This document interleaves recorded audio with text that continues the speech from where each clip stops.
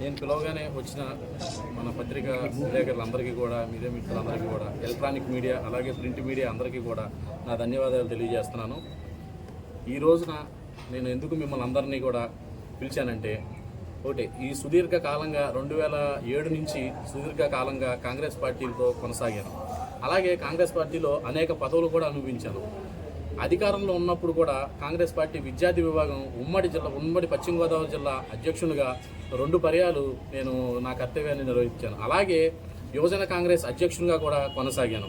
అలాగే ఆ తర్వాత అధికార ప్రతినిధిగా కొనసాగాను. అలాగే 2019లో కాంగ్రెస్ పార్టీ కష్టకాలంలో ఉన్నప్పుడు కాంగ్రెస్ పార్టీలో 2019 అసెంబ్లీ ఎలక్షన్లో దెందులూరు నియోజకవర్గం నుంచి పోటీ చేసి కాంగ్రెస్ పార్టీ బలోపేతానికి ఎన్నో నా వంతు కృషిని నేను నిర్వర్తించాను.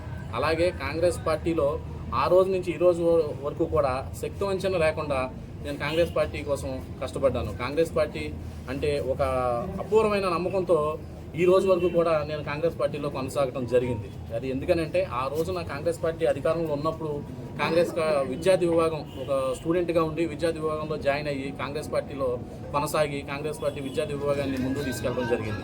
అప్పటి నుంచి కూడా కాంగ్రెస్ పార్టీ అంటే ఒక అభిమానంతో, రాహుల్ గాంధీ గారు అంటే ఒక విపరీతమైన ప్రేమతో కాంగ్రెస్ పార్టీలో ఉండడం జరిగింది. కానీ ఈ రోజున కాంగ్రెస్ పార్టీ పరిస్థితి అలా లేదు. ఎందుకనంటే కాంగ్రెస్ పార్టీలో కొత్తగా వచ్చిన పిసిసి అధ్యక్షురాలు షర్మిలా గారు వచ్చిన దగ్గర నుంచి కూడా ఈ పార్టీ కాంగ్రెస్ పార్టీ జాతీయ పార్టీ నుంచి ఒక ప్రాంతీయ పార్టీ మాదిరిగా మారడం జరిగింది.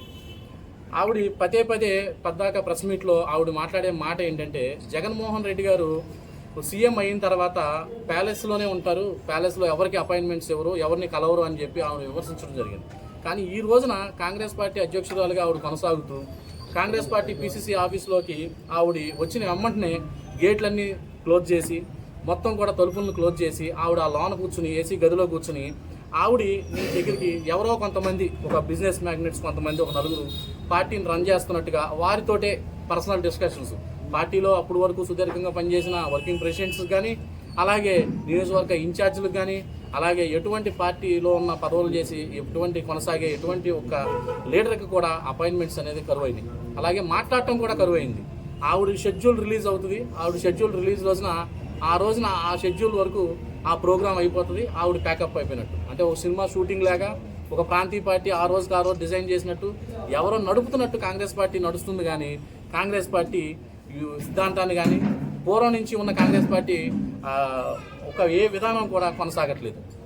ఇది ఈ కాంగ్రెస్ పార్టీ అభిమానిగా కాంగ్రెస్ పార్టీ యొక్క విధానాలు నచ్చి కాంగ్రెస్ పార్టీలో కొనసాగిన నేను ఈరోజు ఆ పరిస్థితులను చూస్తే కాంగ్రెస్ పార్టీలో కొనసాగే విధానం కనపడట్లేదు. అది ఎందుకనంటే నేను ఆ పార్టీలో ఈ రోజున ఈ పొజిషన్లో పార్టీ 1-3% ఉన్న ఓట్ బ్యాంక్ ఉన్నా కానీ పార్టీ కోసం కొనసాగుతూనే ఉన్నాం. ఆవిడ కొత్తగా పిసిసి అధ్యక్షురాలు అయ్యి జిల్లాలోకి రాగానే ఆవిడకు ఒక భారీ బహిరంగ సభ దెందులూరులో అరేంజ్ చేసాం. 10,000 మంది కార్యకర్తలతోటి ఆవిడకి భారీ వెల్కమ్ చెప్పి భారీ బహిరంగ సభను నిర్వహించాం. కానీ ఇవేమీ కూడా కాంగ్రెస్ పార్టీలో గుర్తించకుండా ఈ రోజున కొత్తగా ఒక పార్టీలో జాయిన్ అయిన వ్యక్తులకి ప్రాధాన్యం ఇవ్వడం జరుగుతుంది. అది దేనికి ఏ ప్రతిపదిన ఆవిడ ఆ నిర్ణయాలు తీసుకుంటుందా అంటే కాంగ్రెస్ పార్టీ బలోపేతానికైతే మాత్రం ఎట్టి పరిస్థితుల్లో కాదు. కాంగ్రెస్ పార్టీని ఇంకా మొత్తం కూడా నిర్వీర్యం చేయడానికి ఆవిడ కంకణం కట్టుకున్నట్టు ఆవిడ ప్రవర్తన ఉంది. ఈ రోజున ఈ పరిస్థితుల నుంచి నేను తట్టుకోలేక కాంగ్రెస్ పార్టీని వేయటం జరుగుతుంది.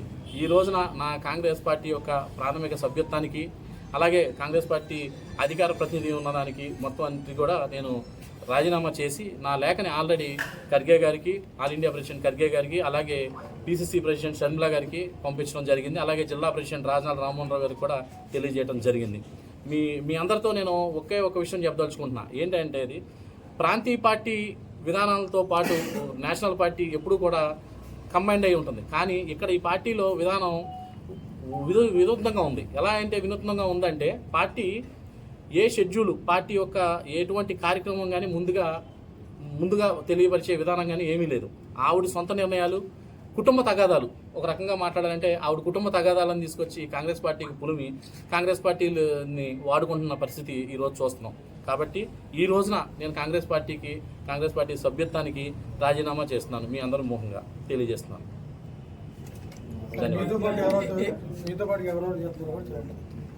నాతో పాటు జిల్లా ప్రధాన కార్యదర్శి చలసాని ఉదయ్ కుమార్, అలాగే మండల కాంగ్రెస్ పార్టీ అధ్యక్షులు దెందులూరు మండల